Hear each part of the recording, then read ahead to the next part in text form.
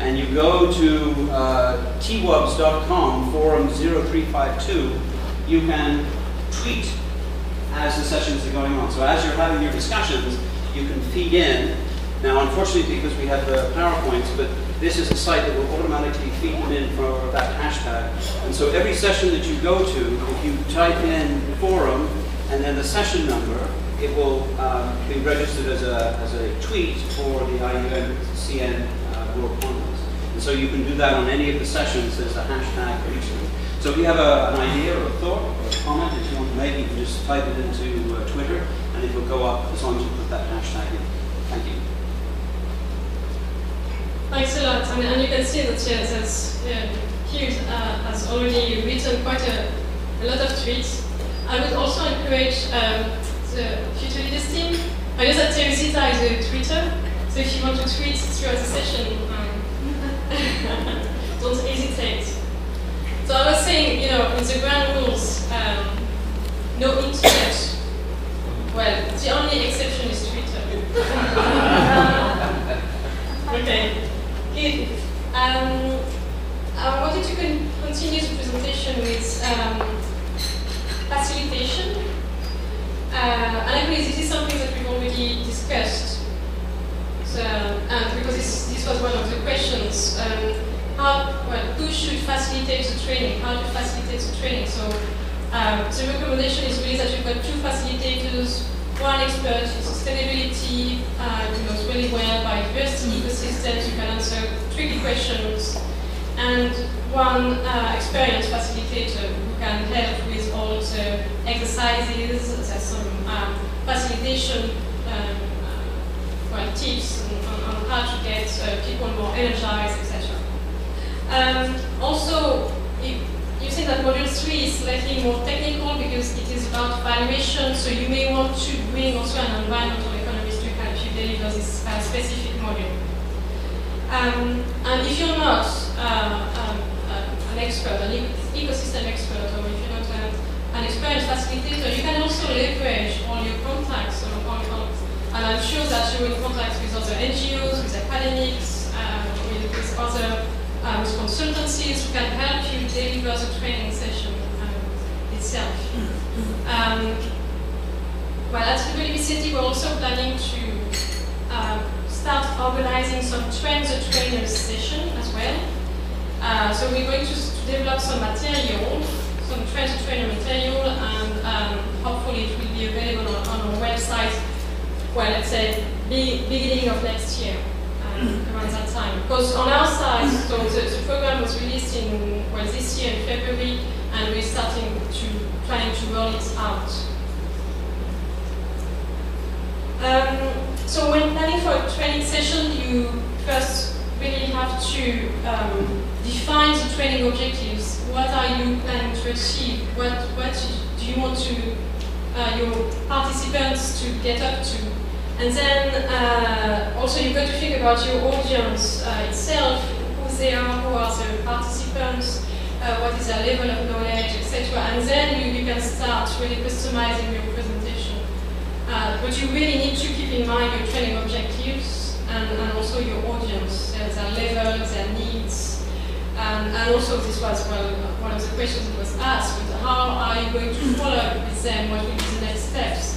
Because there might be that you want to follow up regularly with them, and maybe, for example, if you are using Module 2 to introduce ecosystem services reviews, impact and dependence assessment tool, afterwards you want them really to use the methodology so you can organize some workshops and to help them use it, etc. So about, it's funny, about practice part, but yeah, about facilitation, I wanted to ask Pilar from Deloitte to explain how she's facilitated a short training session internally. So Pilar is one of the Future Leaders team. Thank you.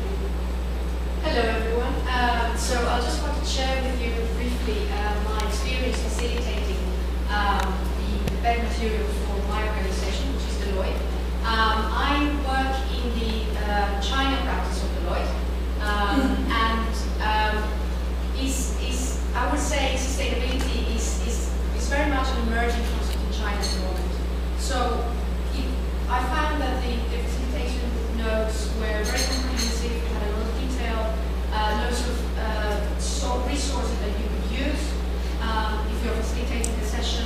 to understand the concepts in detail, other relevant business case examples.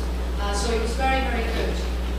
What I found, actually, which was very important, was to understand my audience, who they were. In this case, they were my colleagues, my direct colleagues in my department. So risk management professionals. So they understood a lot about the risk aspects of it. But one of the things that came out of our session was that they said, wow, we didn't know that there was this connection between ecosystem services and risks for companies.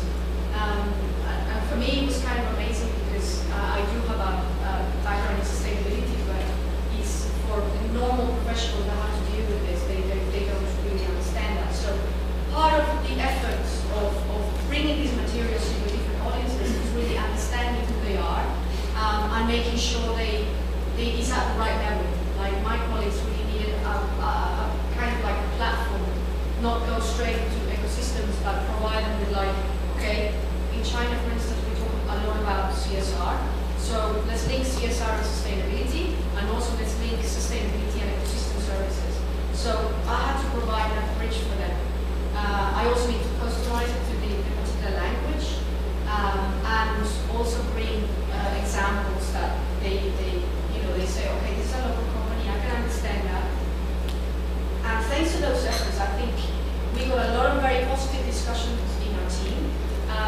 There were loads of like ideas of how we could reach more businesses to our work, to create awareness about ecosystems. So it was very, very positive. And I think as we were touching on, action, beyond the training, I think that this is the right way to do it. Is basically take a team and then work with them and then try to get positive action, through empowering them with the training. So that was my experience, and I think most of us share this most of these key points that I'm highlighting here. We come from diverse backgrounds, but I think definitely customization is absolutely key, not only to engage our audience, but it's also important to empower them to come up with very positive ideas to carry on. Thank you, Pilar, for sharing your experience. Now, what I'm going to do, so I want to introduce you to some slides from Module 2. But I'm going to do it quite quickly because it links to an exercise. It links to the posters that you've got on your tables, actually. So the slides that you're going to see on the screen are really drawn from Module 2. It's about the business case for action. It's about impacts and dependencies, risks and opportunities for business. So, well, this is actually something that Mariana has tackled a bit during her session this morning. Why is it so important for business? Why is it so important that business looks at ecosystems and biodiversity? It's really because they all depend upon ecosystems and biodiversity, and they all impact on it as well. And these impacts and dependence represents risks, but also opportunities. Actually, business can face in the daily operation different types of issues, such as water scarcity, declining water quality, disruption of different resources, food, fiber, other inputs as well, incidents such as flooding, droughts, etc., increasing stakeholder expectations. And these are all linked actually to ecosystems and biodiversity. Well, the issue comes from the fact that the risk management processes in companies usually don't take into account this biodiversity and ecosystem services risks and opportunities. And even if they do so, even if they identify impacts, sometimes they don't look at dependencies. And although dependencies are key, they just look at how they impact on biodiversity and ecosystem services and not how they depend on them. And actually, sometimes even for companies who look at these impacts and dependencies, they just look at the direct impacts and dependencies, and not the indirect through the value chain. And this is something that is key, actually, that they look at what's happening in the value chain because it can impact them. And value chain are important. And when you look, for example, at what Unilever did, they try to look at their GHG emissions throughout their value chain, but also their water footprint. When you look at just specifically the water footprint, you can see that approximately 50% of the water is used in the raw materials they source. So it means that, well, they need to look at what's happening really within their supply chain because it can impact them dramatically afterwards. So there's, broadly speaking, 5 categories of risks and opportunities. There's operational, legal, reputational, market and financing risks and opportunities. And actually, Mariana presented the same to you this morning, so I'm not going to represent that to you. So I'm going to go through the slides that way. Just an example of how companies are tackling these issues. So these are statements from companies that are drawn from their sustainability development reports. So Rio Tinto, their goal is to have really a net positive impact on biodiversity by minimizing the negative impacts of their activities. Sony, they strive to achieve a zero environmental footprint throughout the life cycle of their products. Kimberly-Clark, their objective is to have 100% of their products certified by 2015, and PPR, which is a group of different brands such as Puma, Gucci, Yves Saint Laurent, luxury brands. Their objective is to implement profit and loss accounts of their environmental impacts across all their brands by 2015. So these are the different commitments and that companies are stating on their website, and they're trying to implement this. So you can, of course, question what is behind these statements, how they're going to do it, etc. But at least, well, there's an awareness that these are important issues and they've got to do something. And then we move to the exercise. And this is an exercise drawn from module 2, and consisting first, you've got to select at your table a sector of activity you want to work on. So agriculture, oil and gas, consumer products, or tourism. And then for each sector, you need to, for the sector, you've selected, you need to go through the list of ecosystem services, provisioning, relating, control, and to decide whether this sector impacts or depends upon these ecosystem services and the level of impact and dependence. So if you put a black dot, it's moderate to major relevance, a circle, minor relevance, and just a dash, no relevance. So we're running a bit out of time, so I'll leave you just 5 minutes to go through, at your table, to go through the sheet. So select your sector and try to look at the impact and dependencies. It's just for you to experience kind of exercise that we've got in VET to look, right, to understand, how we're running the sessions, etc. So just 5 minutes.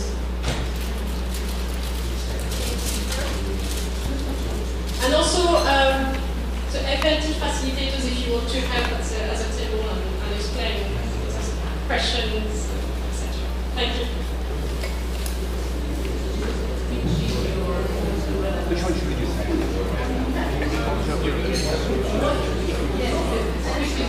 One of them.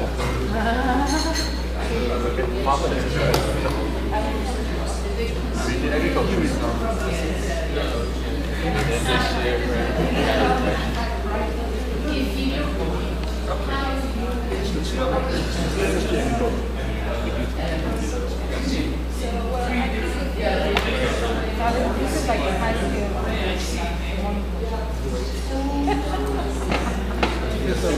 Conventional.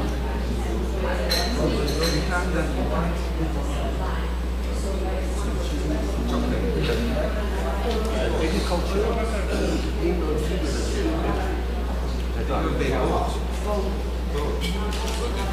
Okay. Yes. So what are the ratio?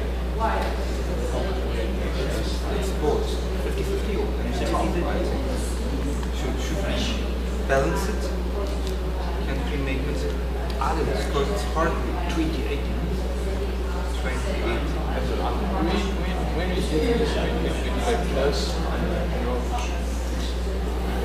100%, 5% of your, you think that depends 100% or in fact 75%?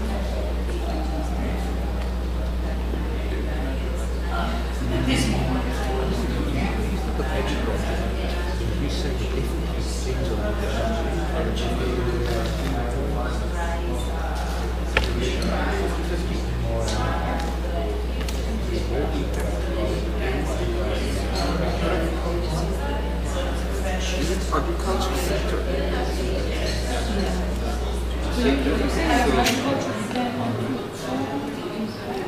I think we need to translate or read. Agriculture depends on food consumption. We need Yes, it's a provision. It's a provision. agricultural sector needs ecosystems to provide food for the agricultural sector. Yes. And if the agricultural sector impacts On the providing food providing function of the ecosystem. This is how we need to understand and assess the question. I mean, I can see the advantage of in food, in the providing food, because they don't need food to protect, Yeah. you know, but they impact a lot.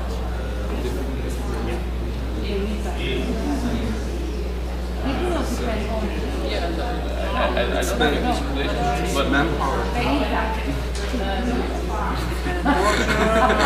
then you can see like it's a major relevance or no relevance.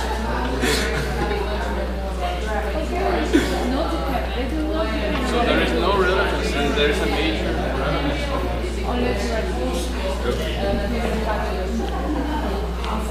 So, next one.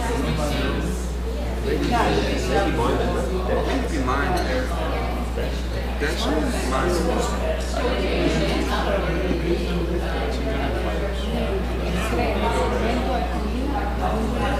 It also depends on the scope of agriculture.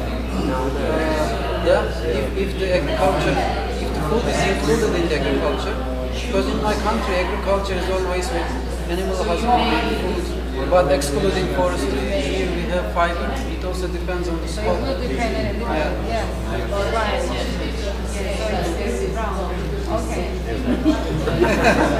But are you consider agriculture as cattle farm? Food and agriculture.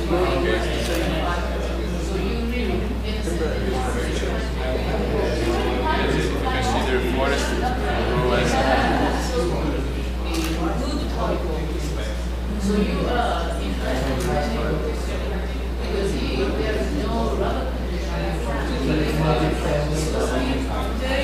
So if you consider forestry as part of agriculture, like in many countries, Yeah, but when we look at global conditions, they complement each other. And the extent of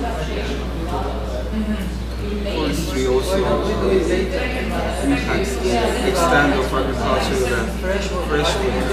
a lot.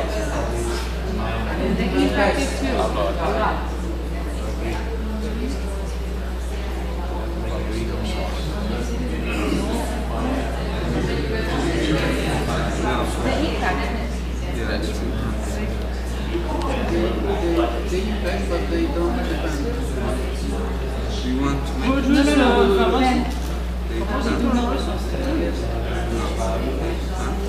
doesn't impact. Genetic They because depend on genetics Genetic and pharmaceutical. because of the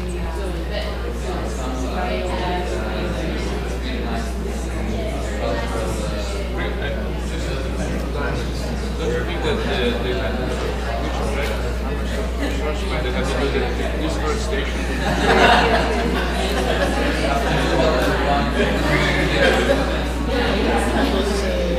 Negative impact. Also good. Yes, you can have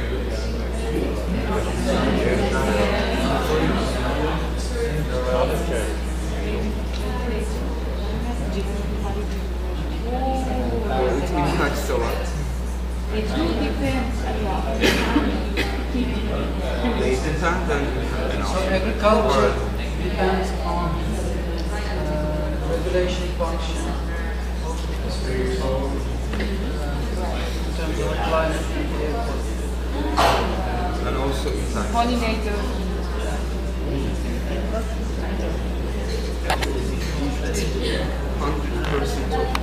10% of the greenhouse gas emissions are. Yeah, if you consider the cow farm as No, it is, for example, land use change, fertilizer, land use changes.